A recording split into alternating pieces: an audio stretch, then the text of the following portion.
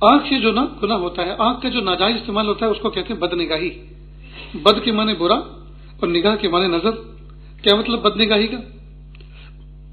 آپ کیچڑ دیکھیں تو اس کو بد نگاہی نہیں کہیں گے، کچرا پڑا ہوا دیکھیں تو اس کو بد نگاہی نہیں کہیں گے، گیلی زمین دیکھیں گے تو اس کو بد نگاہی نہیں کہیں گے، لیکن کسی کی بہو بیٹی کو دیکھیں اور اس کو دیکھ کر اپنے دل کو میلا کریں، اس کو کہتے ہیں بد نگاہی۔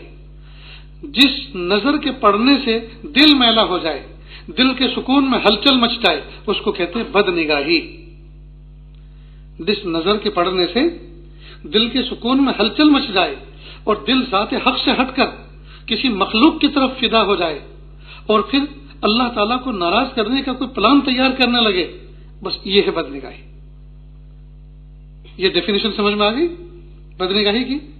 کسی کیچڑ کو دیکھ لینا، کسی کچرے کو دیکھ لینا، کسی کچرے کے انبار کو دیکھ لینا، اس کو بد نگاہی نہیں کہتے۔